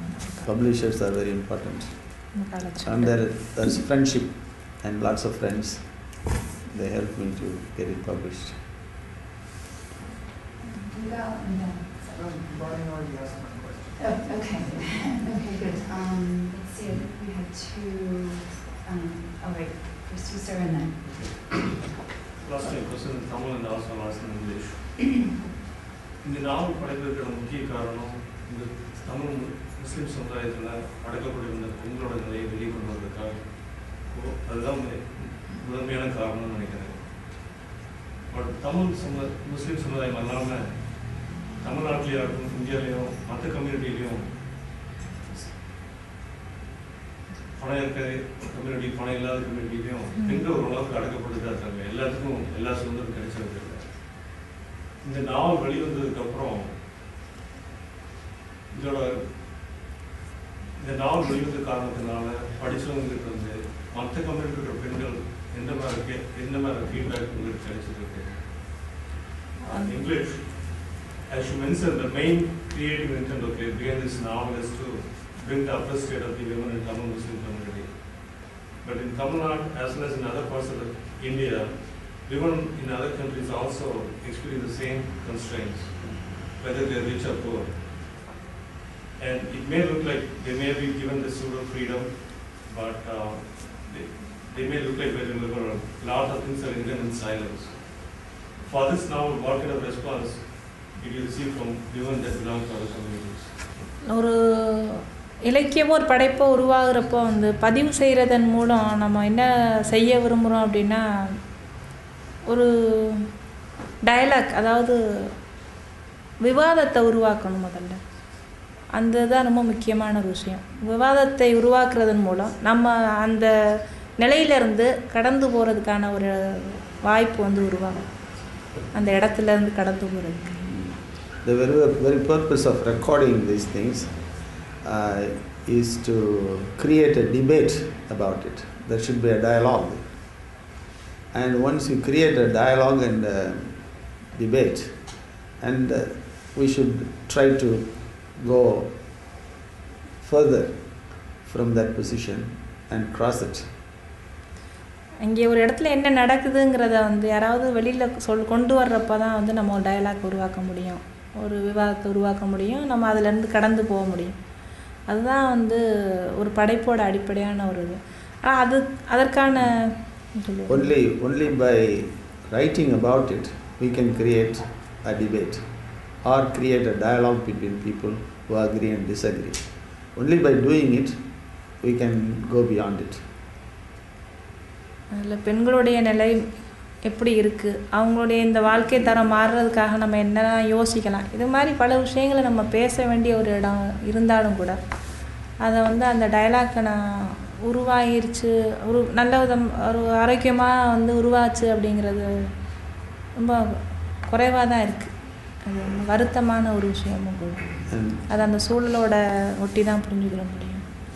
How the women are is described, and by getting to know what it is we should create a dialogue, but I wouldn't say that it has happened, but we have to wait and try to do it. இந்த கவரை பற்றி கூட ஒரு பெரிய ஒரு பிரச்சனை நடந்தது. This cover இந்த பப்ளிஷர் வந்து விரும்புகிறாங்க என்னென்னா, அது உங்களுடைய கிராமத்துலேருந்து ஒரு ஃபோட்டோ வேணும்.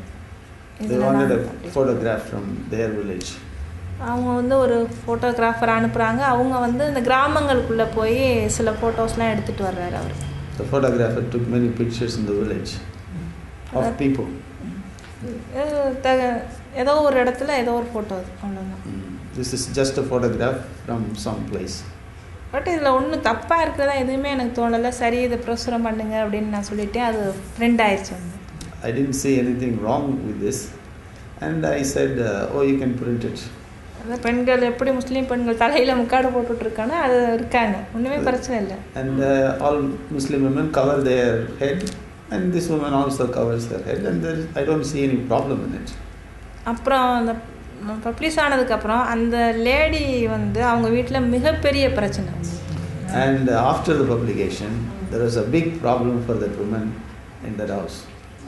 எப்படி நீ ஒரு இது மாதிரி ஒரு மோசமான ஒரு செக்ஸுவல்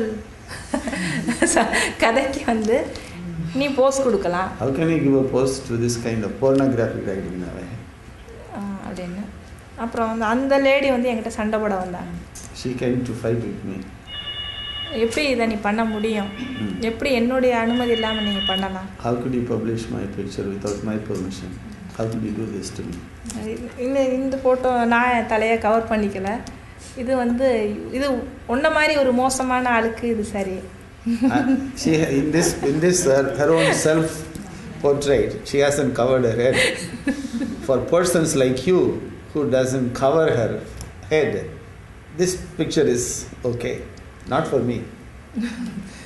அப்படி ஒரு இடத்துல இருந்து தான் வந்து ஒரு டயலாக்கை வந்து உருவாக்கணும் அப்படிங்கிறது ரொம்ப கஷ்டம்.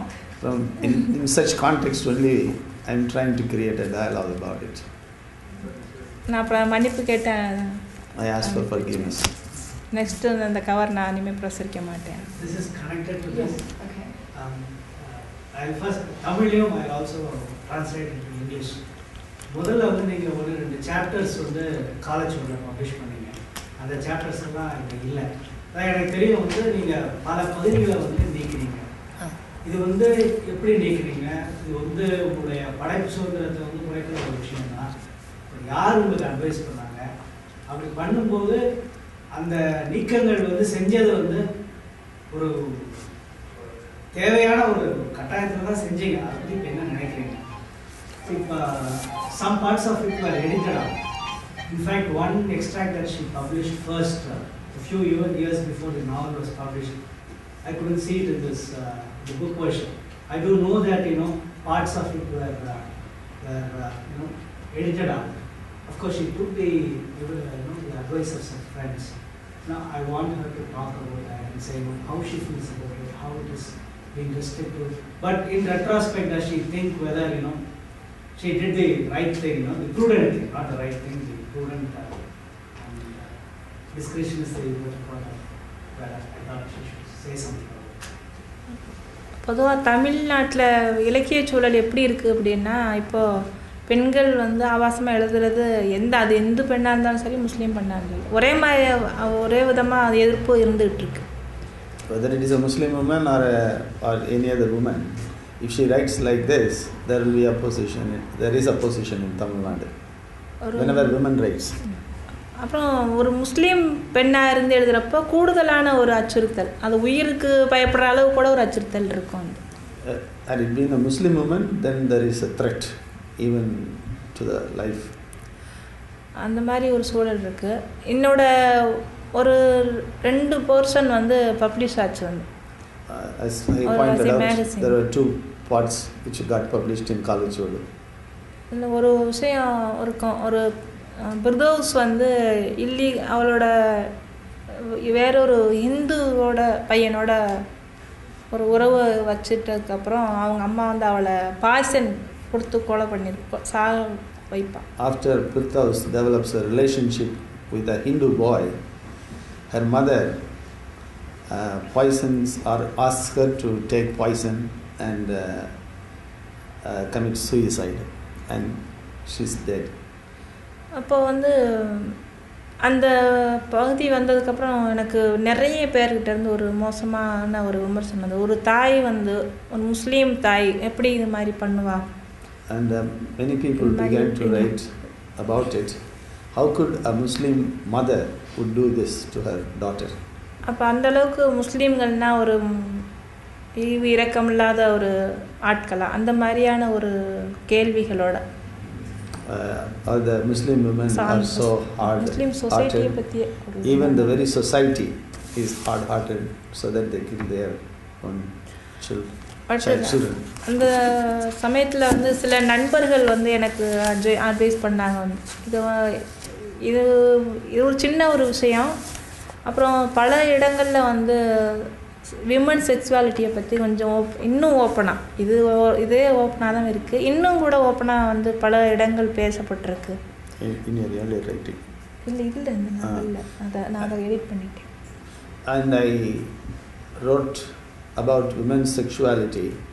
Already there is lot in this novel, but there was more in it, and some friends advised to me about it, so I removed some of them.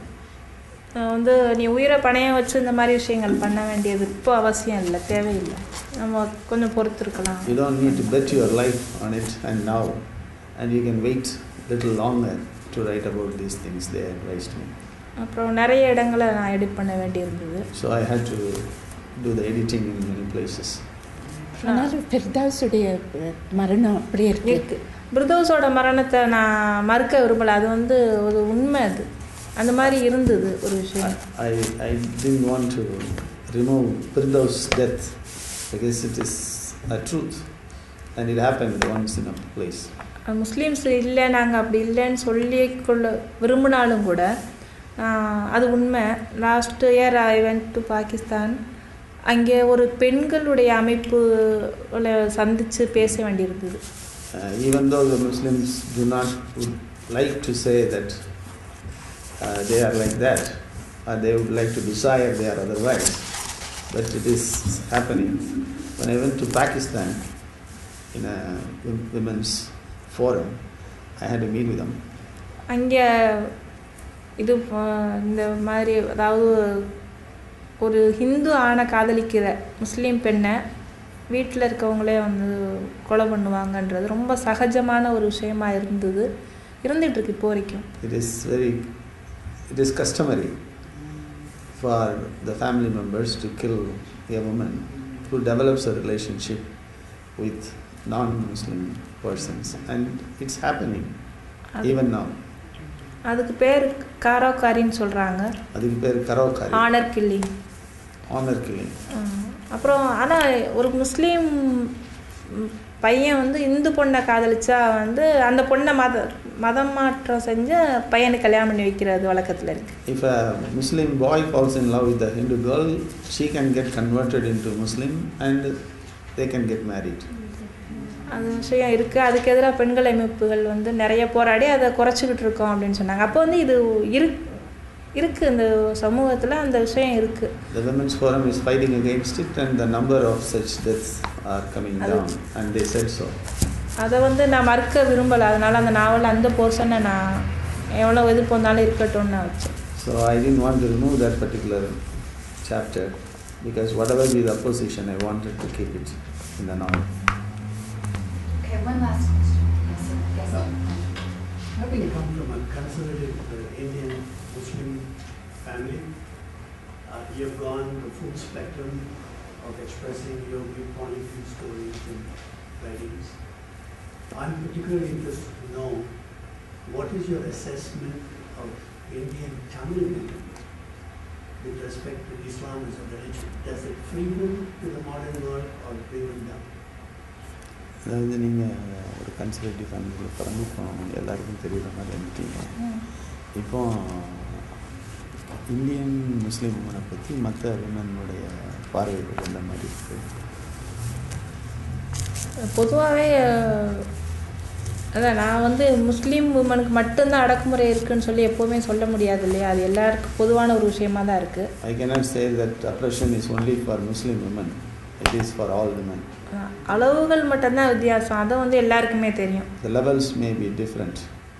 That everybody knows. அது வந்து அது சம்மந்தமான சில பார்வைகள் இந்து பெண்கள் வந்து சில சமயங்களில் வந்து முஸ்லீம் பெண்களை பார்த்து சில கமெண்ட்ஸ் எல்லாம் சொல்லுவாங்க. ரொம்ப அவங்களுடைய பர்தா அணிகிற முறை, வாழ்க்கை முறை. Hindu women comment on Muslim women. Say for instance the parda. கல்வி கிடைக்காத ஒரு விஷயம். And they lack education. அது ஒரு அவங்களுக்கு சில வருத்தங்கள் இவங்களே வந்து கஷ்டப்படுற ஒரு ஆட்கள் தான். பெண்களே வந்துட்டு அந்த நல்லதாக இவங்க அவங்கள பார்த்து சில விஷயங்களை வந்து பதிவு பண்ணுறது சாகுது. The other women also are suffering, but they make fun of the Muslim women.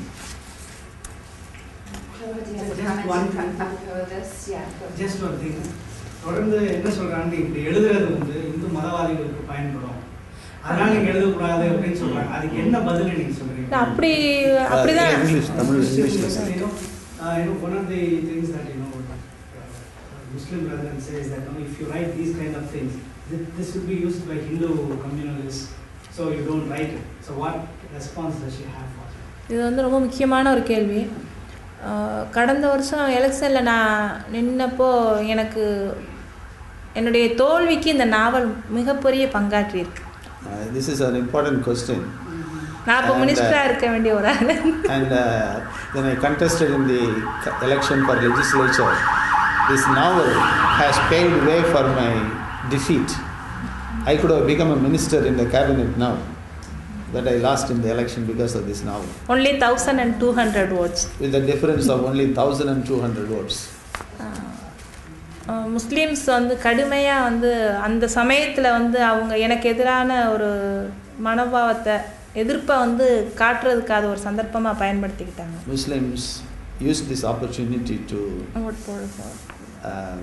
express their opposition to this novel by voting against me. அது மாதிரி ஒரு மோசமான ஒரு சிந்திக்கக்கூடிய ஒரு பெண், அதாவது பவருக்கு வர்றப்போ முஸ்லீம் சமூகத்துக்கு எதிராக என்னால் பல விஷயங்கள், அதாவது நம்மளுடைய கம்யூனிட்டிக்கு எதிராகவே நான் பல விஷயங்கள் பண்ணுவேங்கிற ஒரு பயம் அவங்களுக்கு இருந்தது. A woman who can think for herself, if she comes to power, can do a lot of damage to her own community. அவங்க வந்து நிறைய அந்த மாதிரி டைமில் அப்புறம் எனக்கு எதிராக வைக்கப்பட்டுக்கிட்டு இருந்த ஒரு முக்கியமான விமர்சனம் அதுதான். இந்துத்துவாவுக்கு வந்து என்னுடைய எழுத்து அதன் மூலம் வந்து மிகப்பெரிய ஒரு உதவியை வந்து உண்டு பண்ணும் அப்படின்னு சொல்லிட்டு. And they argued that it would help the Hindutva movement. Her writings will help the Hindutva movement in a big way.